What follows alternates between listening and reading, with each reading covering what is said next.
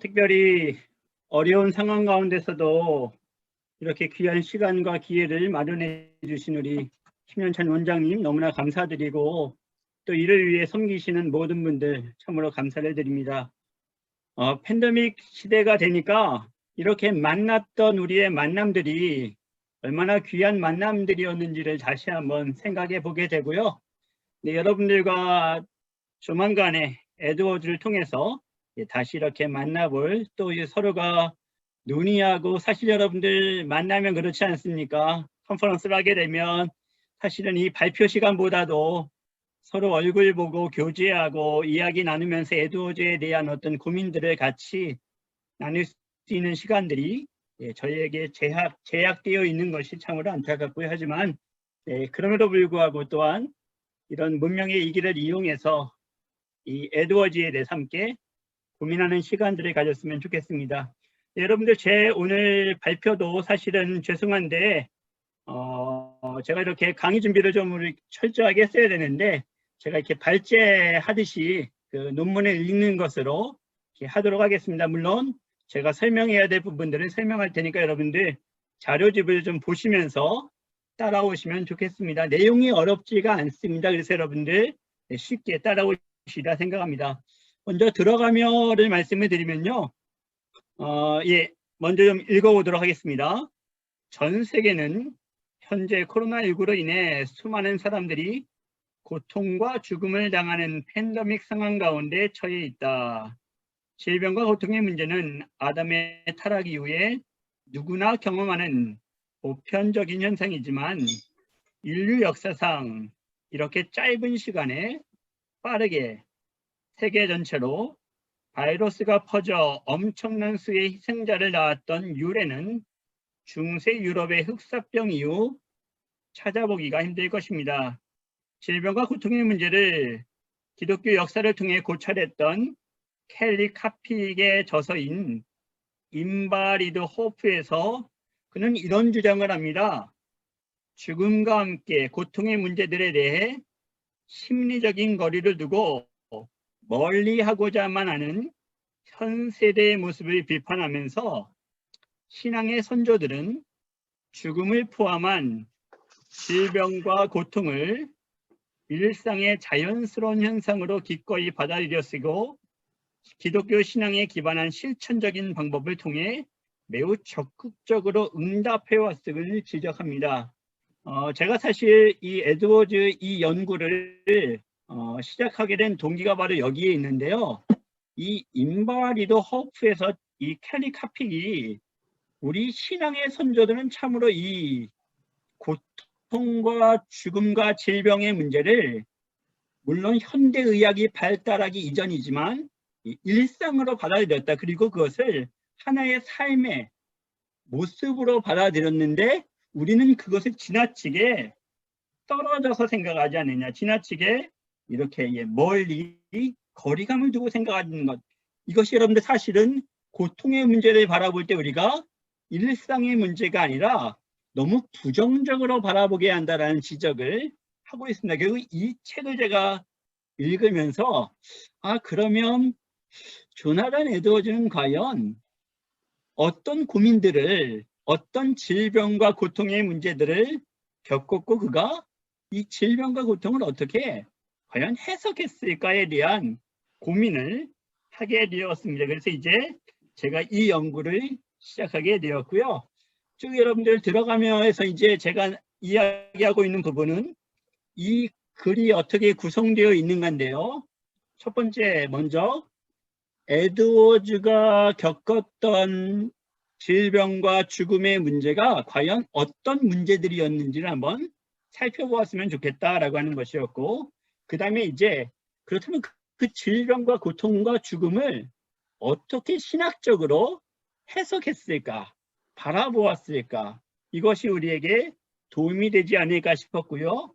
결국 그렇다면 그 해석한 문제를 가지고 어떻게 이제 극복하고 실천하는 크리스찬이라면 과연 이런 고통과 어려움이 나에게 왔을 때에 이것을 어떻게 극복해내야 될까? 이 실천의 문제들에 대해서 한번 체계적으로 한번 살펴보았습니다. 그래서 여러분들 이제 페이지 수에 87페이지로 가시면 이제 본론으로 들어가시면 되겠고요. 에드워즈가 당했던 고통의 문제는 무엇이 있었을까? 제가 세 가지로 생각해 보았습니다. 첫 번째, 질병의 문제가 있었다라고 하는 겁니다. 87페이지에 보시면 먼저 에드워즈가 겪은 질병의 문제이다. 결국 18세기에 뉴 잉글랜드는 영국의 식민지로 변방이었기에 질병과 이로 인한 죽음은 만연되어 있었다. 에드워즈 자신도 허약한 체질의 소유자여서 어린 나이에도 2번이나 사경을 헤맸다라는 경험이 기록이 되어 있고, 또 20대였던 1725년도와 50대였던 1754년에도 중병에 걸려서 오랜 시간 투병해야 됐다라는 기록을 그가 가지고 있습니다. 그래서 결국 이러한 모습들 중에서 과연 에드워즈가 이 질병을 어떤 질병을 겪었을까 한번 살펴보았더니 1754년 7월부터 대략 그 다음에 1월까지 아마 한 6개월 이상을 그가 굉장히 아팠던 적이 있는데, 그가 이런 표현을 씁니다. 내 인생에서 가장 길고 힘들었던 질병을 겪었다라고 이야기하고요. 이것을 자신의 그 개혁주의 동료였던 스코틀랜드의 목회자였던 바로 존 어스킨에게 편지를 써서 보내고 있는 내용이 여러분들이 보시는 페이지 88페이지의 각주 6번에서 그 내용을 확인하실 수가 있고요.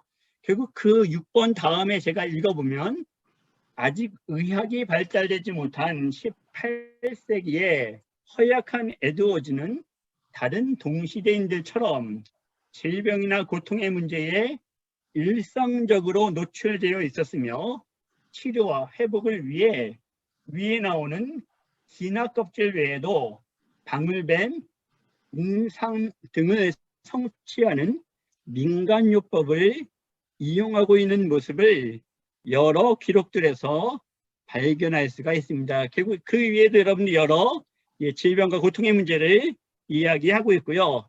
두 번째, 에드워즈가 이제 삶을 통해서 겪었던 죽음의 문제는 무엇이었을까 살펴보았더니 1735년 여러분들이 잘 알고 계신 대로 코네티컷 리버밸리 부흥이 이제 중단되게 되었던 바로 이모부이자 교인이었던 조셉 홀리의 죽음에 대한 기록이 나와 있고요. 또 1748년 2월 달에 자기의 둘째 딸, 바로 여러분들 아시는 데이비드 브레이너드를 간호했었던 이 둘째 딸 제루샤가 갑작스럽게 질병에 걸려서 일주일 만에 하나님의 품에 안기게 됩니다. 결국 이러한 죽음에 대한 기록들을 가지고 있었다. 그래서 에드워즈는 이제 사실은 자신들의 자기 교인들의 죽음, 또 여러분들 또 자기 자녀의 죽음들을 직접 체험해야만 했다라고 하는 사실을 기록하고 있습니다. 이어서 90페이지에 보시면 이제 89페이지 마지막에 보시면 실제로 에드워즈가 살던 18세기의 뉴 잉글랜드는 전쟁과 학살에 대한 염려와 공포가 가득했다라고 해서, 사실 여러분들이 알고 계신 대로 인디언들의 상민 위협 속에 그가 있어야 됐다. 특별히 여러분들 프랑스와 이 영국이 서로가 싸우면서 프랑스 인디언 전쟁이라고 하는 이 직접 전쟁터에서 그가 목회자로서 살아남아야만 되는 그러한 전쟁과 죽음에 대한 공포를 가질 수밖에 없었다라고 하는 사실들.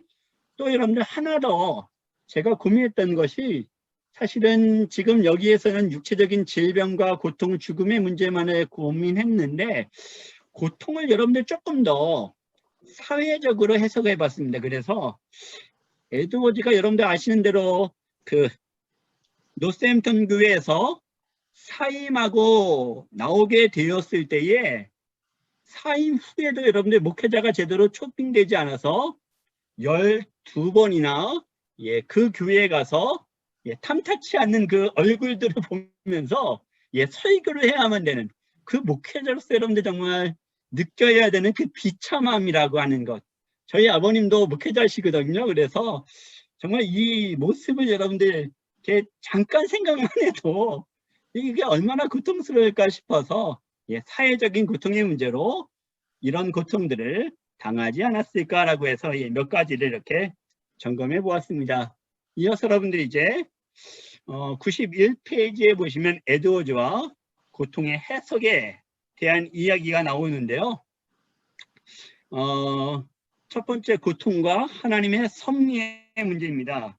결국 에드워즈는 이러한 고통과 질병의 문제를 오늘 정성욱 교수님께서 잘 발표해 주셨던 대로 하나님의 섭리로 전체를 해석하느니 청교도 전통을 따르고 있다라고 보게 되고요. 그런데 그 하나님의 섭리에서 구체적으로 들어간다면 과연 어떤 하나님의 섭리가 거기 안에 있는 것일까? 에드워즈가 어떤 고민들을 했을까? 한번 찾아보았더니 몇 가지의 고민들이 구체적으로 찾아볼 수가 있습니다. 첫 번째, 92페이지에 보시면 먼저 그가 질병과 고통 가운데 발견했던 하나님의 섭리는 무엇보다도 자신이 당한 고통이 복음의 전파와 영적 부흥의 기회가 된다라는 점을 그가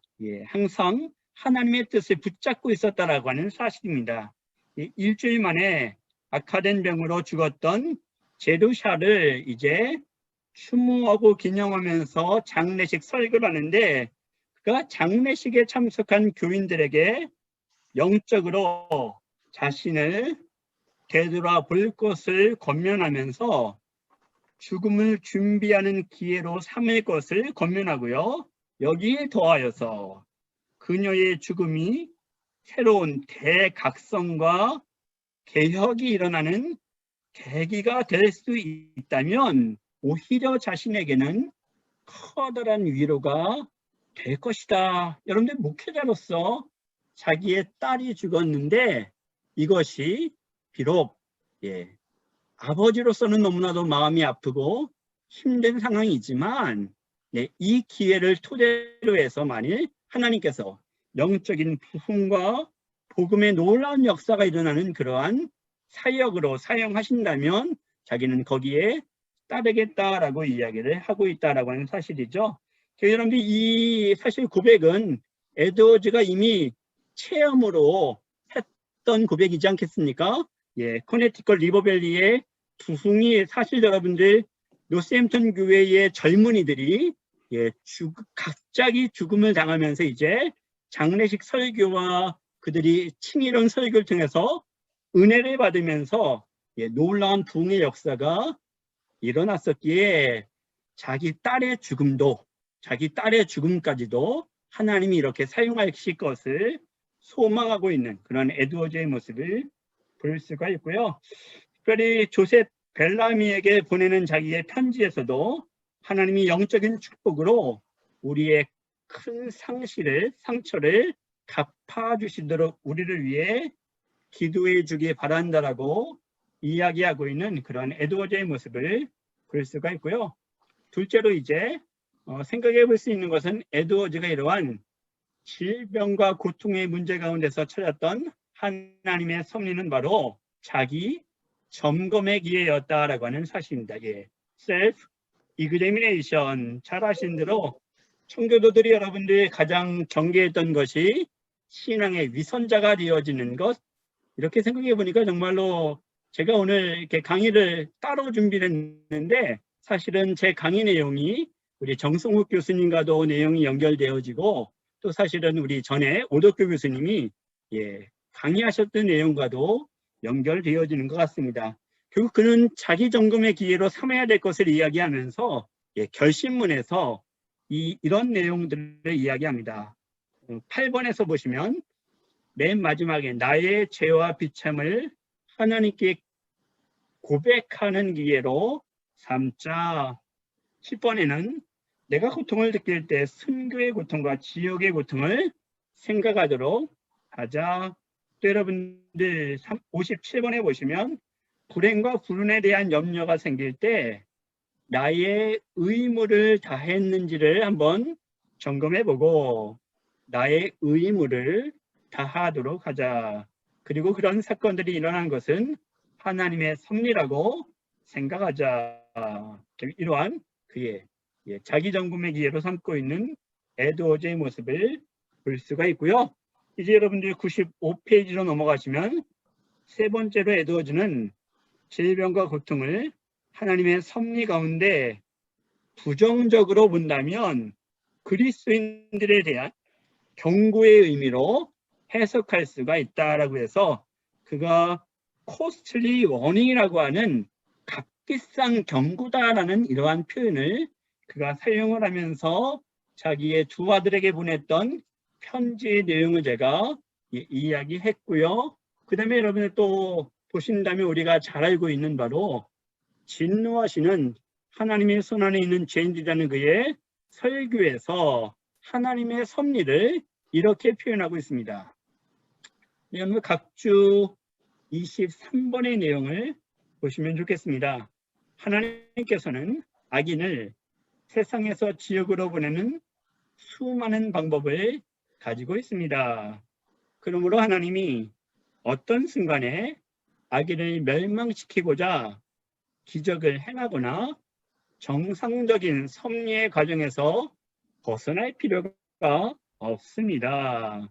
죄인들을 세상에서 내려가는 모든 방법은 하나님의 손안에 있으며 보편적이고 절대적으로 하나님의 능력과 결정에 달려 있습니다. 이제까지 살펴본 것처럼 에드워즈니처럼 고통의 문제들을 전반적으로 하나님의 자신이 선하신 뜻을 성취하시고자 하는 하나님의 섭리 가운데에 행하셨던 일로 해석하고 있다라고 해서 대체적으로 제가 짧은 시간 연구한다고 더 많은 것들을 찾아보진 못했지만 여러분들이 한번 더 좋은 에드워즈의 책들을 가지고 찾으셨으면 참 좋겠다라는 생각을 가지게 됩니다.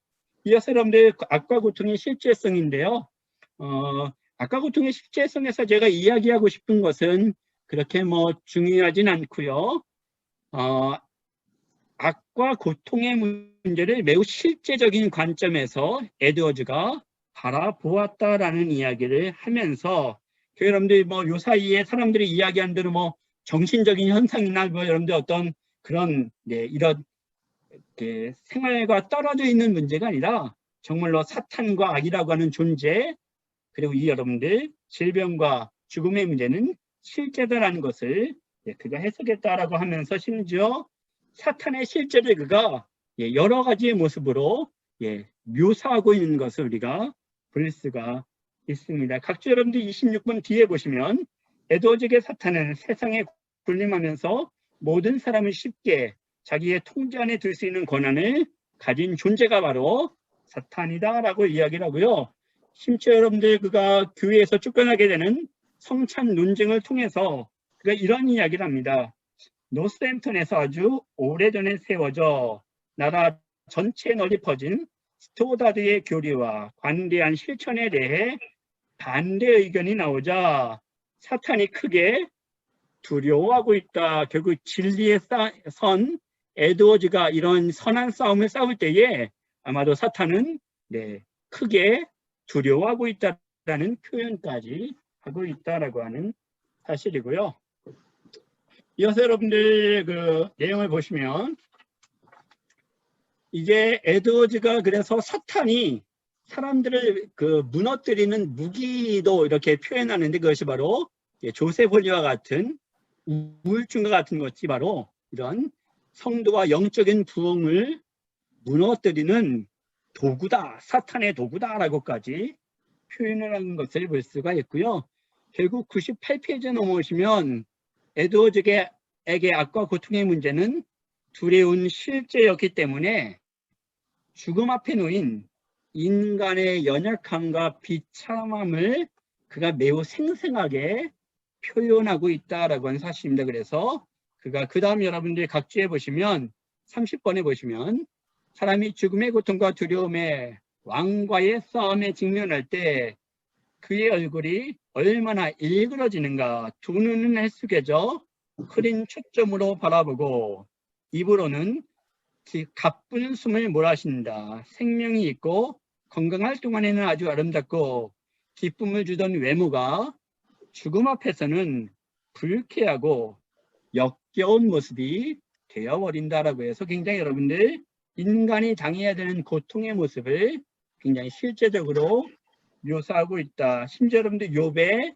시험을 가지고서도 그가 몇 가지로 표현하는 내용들을 볼 수가 있다. 이렇게 인간에게 참으로 여러분들 에드워즈가 정말 낙관적이어서 그 고통의 문제를 하나님의 선한 섭리로만 본 것이 아니라 그 죽음과 질병과 고통이 얼마나 매서운 것임을 그가 인지하고 있음에도 불구하고 그가 하나님의 섭리로 보고 있다. 제가 그것을 이 부분에서 표현하고 싶은 내용이다라고 보시면 되겠습니다. 근데도 여러분들 그가요 여러분들에게 이 본문을 꼭 읽고 싶은데 그 각주 여러분들 33번에 보시면 에드워즈가 이 하늘나라의 행복을 성도들에게서 그럼에도 불구하고 고통과 질병이 뺏어갈 수가 없다라는 이야기를요 굉장히 확신 있게 합니다. 제가 읽습니다. 당신이 죽음에 대한 두려움을 느낄 필요가 없는 상태에 있는지 고려해보라. 죽음이 이 세상의 즐거움을 빼앗아 간다 해도 하늘의 행복을 당신에게서 빼앗지 못할 것이며 이 세상의 재산을 빼앗아 간다 해도 당신이 지닌 하늘의 유산을 빼앗지 못할 것이며 이 세상의 친구들을 빼앗아 간다 해도 당신에게서 하늘에 계신 아버지와 신랑 되신 예수 그리스도를 빼앗아 갈 수가 있겠는가? 여러분들 우리 모두의 고백이 되어지기를 바랍니다. 여러분들 이렇게 에드워즈와 고통의 해석의 문제를 제가 살펴보았고요. 그 다음에 이제 마지막으로 여러분들 에드워즈가 이 고통을 극복하기 위한 어떤 실천의 방법들을 사용했는가라고 하는 것인데요. 첫 번째 보시면 먼저 그는 101페이지 여러분들 내용을 보시기 바랍니다. 고통 극복을 위한 실천 그리고 두째 줄 정도 내려오시면 먼저 그는 하나님의 선하신 섭리 가운데 고통에서도 그분이 행하시리를 기대했다. 하나님이 행하시리를 기대해야 되는 것 이것이 바로 성도가 해야 되는 일이다. 그는 신앙론에서 참된 신앙과 거짓 신앙을 구별할 수 없는 것처럼 고통의 원인에 대해서도요 성도들이 지나치게 무엇 때문에 고통당하는가 그건 너희들이 알 필요가 없다. 하나님의 주권이다라는 그가 신앙의 고백을 합니다. 결국 고통은 인간에게는 미스터리지만 이 세상을 다스리는 하나님에게는 자신의 선하심을 드러내는 도구인 것이 분명하다라고 고백을 하면서 제가 이 내용과 합한 내용을 살펴본 것이 바로 자기의 딸 에스더에게 보내는 편지. 남편이 여러분들 아시는 대로 뉴저지 대학의 학장이었던 아론 버가 죽고 나서 또 여러분들 자신의 손자였던 이 아론 버 2세까지 죽음의 위기에 내달릴 때 정말 그 어머니인 이 에스더, 자기의 딸인 에스더에게 보내는 편지의 내용을 보시면 결국은 어떤 어려움이 몰려온다고 해도 놀라거나 내게 이상한 일이 일어났다고 생각하지 말아라. 하나님의 선한 섭리를 우리가 바라보라. 믿어라. 트러스트 힘. 결국 하나님을 신뢰하도록 이야기하고 있는 그의 모습을 볼 수가 있고요. 두 번째 여러분들 이제 102페이지에 보시면 둘째로 에드워즈는 하나님의 선한 섭리에 대한 기대와 함께 고통을 이겨내기 위해서 인간적인 노력도 동시에 해야 할 것을 이야기합니다. 여러분들 그 각주 37번에 한번 보시면요. 내용 굉장히 은혜가 되는데 고통스러울 때에 앉아서 고통이 주는 괴로움에 대해 곱씹으면서 고통으로 인한 나쁘고 어두운 면만을 계산하고 오랫동안 고통의 부정적인 면만을 생각하고 있는 것은 가장 나쁘고 치명적인 행동이다.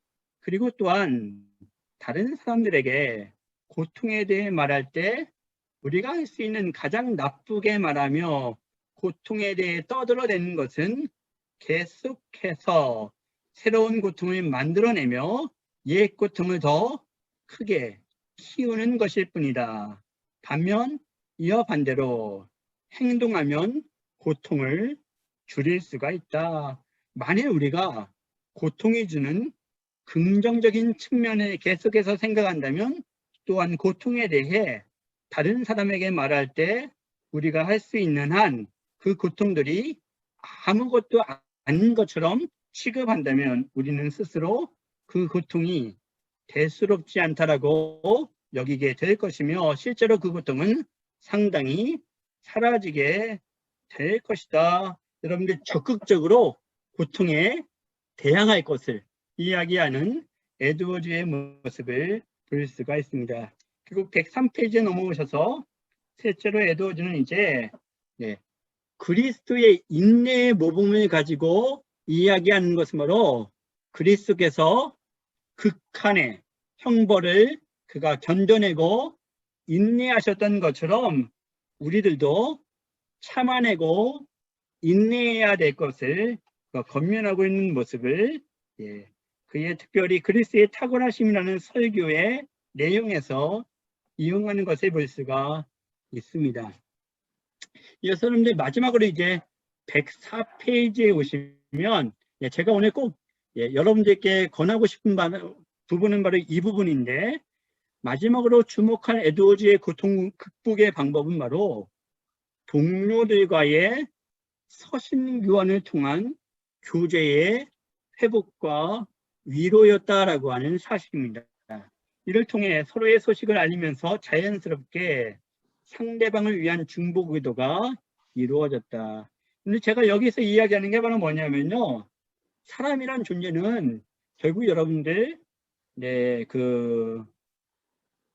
어떤 고통을 당할 때에 인간은 육체성과 함께 관계성을 가지고 있는 존재이기 때문에 관계에 의해서 가까운 관계, 내 이웃과 내 친척과 내 사랑하는 교회 공동체를 통해서 여러분들 위로를 받을 수가 있다라고 하는 사실을 이야기하고요.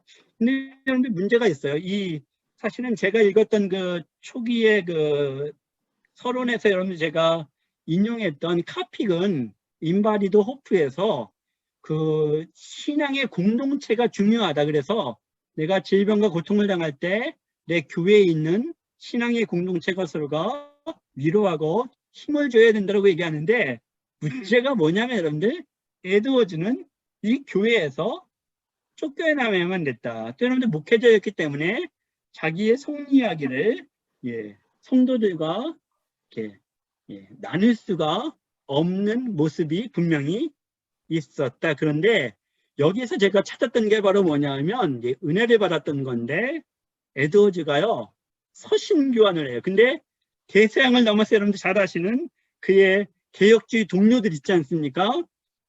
아까 이야기했던 존 어스킨, 스코틀랜드의 목회자였던 존 어스킨 목사, 또 여러분들 영적 부흥을 위해 함께 국제적인 기도 운동을 했었던 토마스 길레스피, 또 여러분들 윌리엄 맥컬러그, 그리고 또 여러분들 윌리엄 호그와 같은 이러한 정말 자기의 목회자 동료들, 이들과 함께 서신 교환을 하면서 자기의 속 깊은 이야기를 하면서 심지어 여러분들 잘 알고 계신 대로 자기의 경제적인 고민까지 털어놓고 심지어 나는 목회적인 달란트가 없는 사람이다라고까지 고백하는 모습들, 또 어디로 가야 될지 모르겠다라는 이야기들을 하는 그런 에드워즈의 모습을 통해서 제가 발견할 수 있었던 것은 이 서신교환을 통해서 에드워즈가 참으로 커다란 위로의 힘을 받을 수가 있었겠구나라는 사실을 제가 발견할 수가 있었습니다. 그래서 이제 제가 이제 시간이 다 돼서 마무리를 하면 여러분들 에드워즈의 토갑적인 시각에서는 크게 중요한 이야기를 하는 것은 아니고요. 결국 에드워즈가 그 하나님의 여러분들 이게 영적인 문제와 이 육적인 문제를 같이 동시에 하나로 보는 그런 통합적인 시각을 가지고 우리의 영적인 생명과 육체적인 질병과 고통의 문제를 함께 연결시켜서 보았다. 물론 여러분들의 근대 이야기 발전하기 전이었기 때문에 이런 시각을 가질 수밖에 없었다고 쉽게 이야기할 수도 있겠지만 오늘날 우리가 여러분들 에드워즈를 통해서 배워야 될 내용이 있다면 바로 이런 부분이 아닌가. 우리의 육체적인 질병과 고통의 문제를 함께 영적인 문제로 고민하고 같이 하나님께 모든 것을 전적으로 맡게 되는 그러한 문제가 있지 않은가라는 생각을 해서 에드워즈의 통합적 시각에서 나누어 보았고요. 맺는 말에서는 그렇습니다. 이미 여러분들 말씀드렸던 대로 에드워즈가 참으로 수많은 고통과 질병으로 인해서 여러 어려움을 당했었는데 그가 우리에게 준 그 모범대로 우리들도 그의 모범에 따라서 에드워즈도 이렇게 고통스러웠구나. 에드워즈도 이렇게 힘들었겠구나. 그런데 에드워즈가 이렇게 하나님 앞에 나아가서 극복했구나라는 이러한 모범으로 우리가 삼았으면 좋겠고 여러분들 제가 알기로는 이 정도 이 컨퍼런스에 참여하시는 분들은 에드워즈에 대해 상당히 이미 많은 것을 알고 계시는 분들이라 제가 오늘 찾지 못한 것들은 여러분들이 더 연구하시고 찾으시면 에드워즈가 우리에게 정말 18세기 여러분들이 수백 년 전의 사람이 아니라 우리에게 정말 이렇게 와 닿는 그러한 신앙의 선조였구나라는 사실을 우리가 같이 나누었으면 좋겠습니다. 여러분들 두서없는 발표 잘 들어주셔서 감사합니다.